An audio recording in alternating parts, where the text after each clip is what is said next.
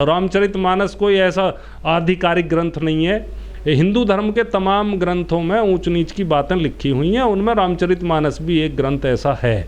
और आज के संदर्भ में और कॉन्स्टिट्यूशन के संदर्भ में उसकी कोई वैल्यू नहीं है। मैं तो इसे चर्चा लायक भी नहीं समझता, इस पर कोई विचार करने की भी आवश्यकता नहीं है। यदि कोई सभ्यता हमें ऊंच नीच सिखाती है तो ऐसी सभ्यता का नाश हो जाना चाहिए, नष्ट हो जानी चाहिए। और राम तो पॉपुलर भी नहीं थे, राम को कोई जानता भी नहीं था। राम को जानने लगे घटघट में राम है सर, राम को जानने लगे तुलसीदास की ये रामचरितमानस लिखने के बाद। रामचरितमानस से पहले जो रामायण थी वो संस्कृत में थी, और संस्कृत आम जन की भाषा नहीं थी, और हिंदी का भी बहुत विकास नहीं हुआ था। अवधी भाषा में उन्होंने लिखी है।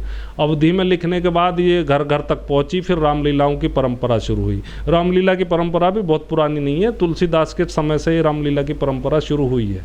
तो तुलसीदास जिस जमाने में पैदा हुए तो पिछड़ा जमाना था, पिछड़ी मानसिकता थी, तो उसी मानसिकता के तहत उन्होंने ये बातें लिखी हैं। मैं नहीं समझता कि तुलसीदास इस मायने में मॉडर्न जो हमारी वैल्यूज हैं उस मायने में वो कोई प्रोग्रेसिव व्यक्ति तो है नहीं। उस जमाने के तमाम लोग ऐसे ही थे, तो तुलसीदास भी ऐसे ही थे। देखिए, तुलसीदास जी की गलती नहीं है। मॉडर्न एज के आने से पहले पूरी दुनिया में महिला विरोध के विचार थे, और तमाम धर्म ग्रंथों में महिलाओं को दोयम दर्जे का नागरिक माना गया, वो चाहे इस्लाम हो, चाहे हिंदू हो, चाहे क्रिश्चियन हो।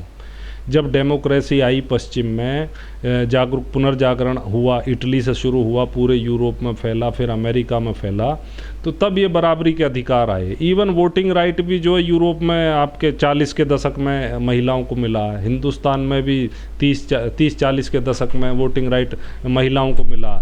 तो महिलाओं की स्थिति बहुत ख़राब थी पहले। तो बहुत सारे धर्म ग्रंथ जो इनको दोयम दर्जे का मानते भी थे, क्योंकि उनकी सामाजिक और आर्थिक जीवन में दोयम दर्जे का ही जीवन वो जीती थी। लेकिन अब देखो आप, सावित्रीबाई फूले के ज़माने से लेकर के आज तक अब महिलाओं की भागीदारी हर क्षेत्र में बढ़ती गई है, लेकिन अभी भी बहुत कम है, उसे और ज़्यादा बढ़ाने की ज़रूरत है। लेकिन वर्मा जी, ये जो रामचरितमानस है ना, घर घर में पढ़ा जाता है हिंदुओं की, वो लोग श्रद्धा से पढ़ते हैं। बहुत लोग तो, जो आप बात अभी कह रहे थे कि बहुत लोगों में अंधविश्वास है, अंधश्रद्धा है, वो विवेक से तो देखते नहीं है, वो तो इसे श्रद्धा से देखते हैं। वो तो ये सोचते हैं कि ये शायद जो बात राम कह गए हैं, भगवान ने कह गए हैं, उसका हम उच्चारण अपने घर में करा रहे हैं। तो वो इस नज़रिए से इसे देखते हैं, वो इस नज़रिए से नहीं देखते कि इसमें लिखा क्या। लेकिन सर, जो मनुस्मृति हुई, चाहे रामचरितमानस हुआ, सुंदरकांड वगैरह, जितने भी ये ग्रंथ वगैरह हैं, इनको कथावाचक बड़े चटकारे लेकर पढ़ते हैं। वो महिलाएं नाचती हैं कथाओं में। कब महिलाओं को पता नहीं है कि ढोल गवार शूद्र पशु नारी सब ताड़ने के अधिकारी तुम्हारे खिलाफ लिखा गया इस ग्रंथ में? देखो, फिर वही बात घूम फिर कर आती है कि यदि भारत में वैज्ञानिक शिक्षा का प्रचार प्रसार होता और जहाँ जहाँ पहुँचा वहाँ ये चीज़ें दूर भी हो गई। बहुत महिलाएं जो बहुत, लेकिन विरोध तो नहीं कर पाती महिलाएं सर इन ग्रंथों का। वो महिलाओं की गलती नहीं है, वो हमारी गलती है कि हम महिलाओं को उस तरीके से शिक्षित नहीं करते। और महिला ही क्या, उसमें पुरुष भी हैं, बहुत सारे पुरुष हैं जो इसको श्रद्धा की नज़र से ही देखते हैं। आप उनसे पूरे दिन बहस करते रहो, वो मानेंगे नहीं आपकी बात को। आप चाहे जितने तर्क दो, तर्क पे वो बात ही नहीं करेंगे आपके साथ। तो ये तो पूरा जो हमारा स्टेट का काम होना चाहिए कि स्टेट इस बात को सुनिश्चित करे कि हमारे स्कूलों में, हमारे कॉलेजों में वैज्ञानिक शिक्षा दी जाए, और जो हमारे जो मूल्य हैं, आधुनिक मूल्य हैं, उनकी शिक्षा दी जाए। ये जो जोर दिया जा रहा है ना पुरातन पंथी मूल्यों पर, ये देश को पीछे ले जाने वाला कदम है। जबकि हमको आगे ले जाने वाली इतनी बढ़िया किताब हमने लिख के छोड़ रखी है जो हमारे देश में लागू है, उस पर हम चर्चा नहीं करते। उस पर हमें चर्चा करनी चाहिए।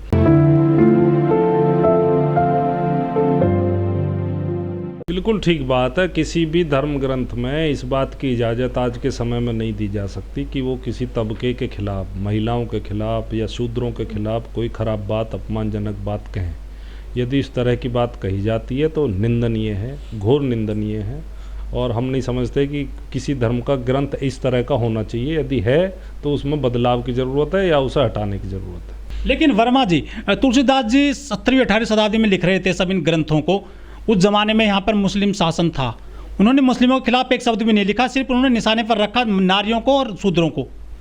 देखो, अकबर का टाइम बताते हैं तुलसीदास जी का, और अकबर बहुत ही लिबरल शासक थे। ये बताते हैं कि जो ये आपकी शुरू हुई है रामलीला, तुलसीदास के ज़माने में शुरू हुई थी, और उन्होंने इसकी बनारस में और इलाहाबाद में झांकी आज भी निकलती है रामलीला की, और उसकी शुरुआत अकबर के फरमान से हुई थी। और ये भी बताते हैं कि अकबर की जीवनी लिखी थी अबुल फजल ने, और अबुल फजल ने राम के बारे में कुछ नहीं लिखा, उन्होंने कृष्ण के बारे में लिखा और कई देवताओं के बारे में लिखा। नेता मंत्री महिलाएं जा रही हैं सर कथा सुनने के लिए बड़े बड़े पंडालों में। और इसका तो एक ही जवाब है कि जो आधुनिक मूल्य मान्यताओं वाले लोग हैं वो लोगों को इस बारे में शिक्षित करें, राज्य इस बारे में शिक्षित करें। दुर्भाग्य ये आज देश का कि कांग्रेस का जो शुरुआती ज़माना था, नेहरू का मैं खासकर नाम लूँगा और इंदिरा गांधी भी इस मामले में ठीक थी, तो इन लोगों की सोच ये थी कि भारत जो आधुनिक मूल्यों के रास्ते पर आगे बढ़े। लेकिन अभी जो पार्टी सरकार में है वो तो पुराने मूल्यों को ही जो थोपना चाहती है, लागू करना चाहती है और जो इन मूल्य मान्यताओं को बढ़ावा दे करके राज कायम करना चाहती है। तो इसमें और विरोधाभास है पूरा, और इनकी पॉलिटिक्स पूरी इसी पर टिकी हुई है कि लोग अंधविश्वासी बने रहें और लोग इन्हीं पुराने मूल्यों को मानते रहें। जो सभ्यता हमें एक समान रहना सिखाती हो, इक्वलिटी सिखाती हो, सबके लिए शिक्षा, सबके लिए काम, सबके लिए स्वास्थ्य, वो सभ्यता हमें चाहिए। ये सभ्यता हमें नहीं चाहिए कि ये श्रेष्ठ है, ये कम श्रेष्ठ है। हम सब बराबर हैं, हम सब एक जैसे हैं, हमारे पास सबके लिए एक जैसे अवसर होने चाहिए तरक्की करने के।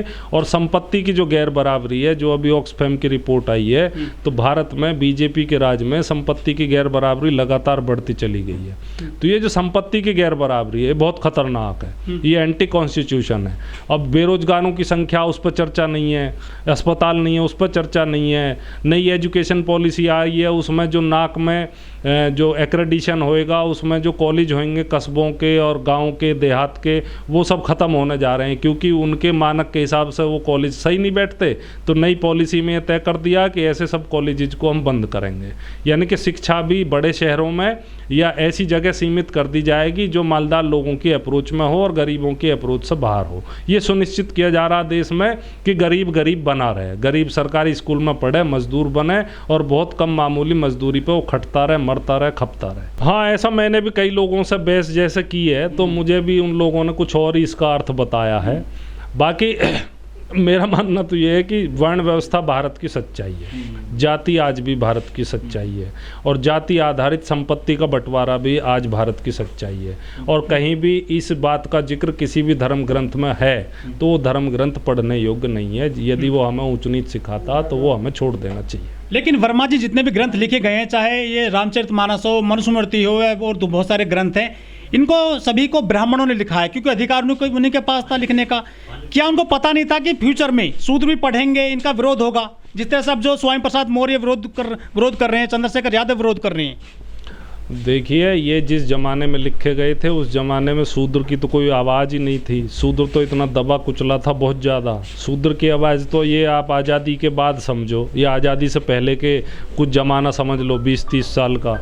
ये रामास्वामी EVR और आपके ज्योतिबा फूले, सावित्रीबाई फूले, साहूजी महाराज, आपके बाबा साहब अम्बेडकर, या जो नई तरह की पॉलिटिक्स कम्युनिस्ट वगैरह जो करते आए थे, तो इन्हीं के साथ दलित जुड़े। इन्होंने ही दलितों के डेमोक्रेटिक राइट की बात करी। इन्होंने ही पहली बार हिंदुस्तान में इस बात की चर्चा चलाई कि जन्म से हम सब बराबर हैं। तो ये बहुत नई चीज़ है, ये बहुत पुरानी चीज़ नहीं है। दलितों की हालत तो इतनी ख़राब थी कि उन्हें ना पढ़ने का हक था, ना रहने का हक था, ना खाने का हक था, ना बोलने का हक था। तो जो इनके मन में आया वो इन्होंने लिख दिया। तो अब तो उसकी कोई रिलीवेंस है नहीं। और आज के दिन दलित यदि कहता, पिछड़ा यदि कहता, तो बिल्कुल उसे कहना चाहिए, उसे अपने हक की आवाज़ उठानी चाहिए। और इनमें जरा भी शर्म हो, जो व्यक्ति इन पर विश्वास करता उनमें जरा भी शर्म हो, तो उन्हें तो खुद ये बात सुनिश्चित करनी चाहिए कि भारत में नौकरियों में, सत्ता में, साधनों में वंचित तबकों की हिस्सेदारी हो, तभी तो डेमोक्रेसी आएगी। और यदि उन्हें आप वंचित ही बनाए रखोगे तो वो तो तुम्हारी तो साजिश है, तुम उन्हें वंचित ही बनाए रखना चाहते हो। वैसे कहते हो जी आरक्षण तो 15 साल के लिए लागू हुआ था, तो भाई 15 साल में पूरा क्यों नहीं किया कोटा? 15 साल में पूरा कर देते।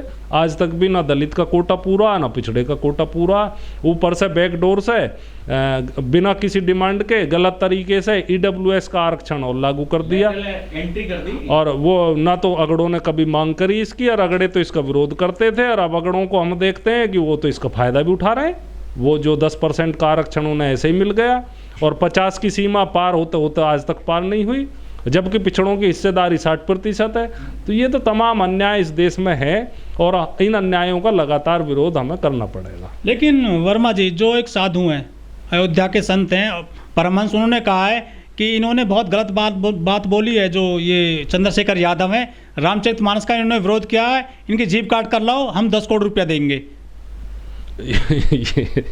ये तो कोई परमहंस कोई ऐसा तो है नहीं कि वो कोई मुख्यमंत्री हैं या कोई संवैधानिक संस्था है, वो एक जो भी हैं उनके कहने से तो मैं नहीं समझता कोई फ़र्क पड़ता है। हाँ, ये बात ज़रूर है कि इस तरह के लोग समाज के लिए खतरनाक हैं और इस तरह के लोग समाज में का मुकदमा दर्ज हो सकता क्या? बिल्कुल होना चाहिए, क्योंकि सरकार तो इनको बढ़ावा देती है, सरकार को इन लोगों से फ़ायदा, तो इन पर मुकदमे दर्ज नहीं होते। मुकदमे उन पर दर्ज होते हैं आजकल जो सामाजिक न्याय की बात करें, जो डेमोक्रेसी की बात करें, जो समानता की बात करें। आज जो भारत में राज है वो अन्याय को बढ़ावा देने वाला राज है, वो समानता को, स्वतंत्रता को, बंधुत्व को बढ़ाने वाला राज नहीं है। तो इस राज जब इस तरह के लोग राज में आएंगे तो चीज़ें आगे बढ़ेंगी। बहरहाल हम जैसे जो बुद्धिजीवी हैं, हम जैसे जो समाज सेवी और कार्यकर्ता हैं, हमें ज़रूर संविधान के आधार पर अपनी बातों को आगे बढ़ाते रहना चाहिए।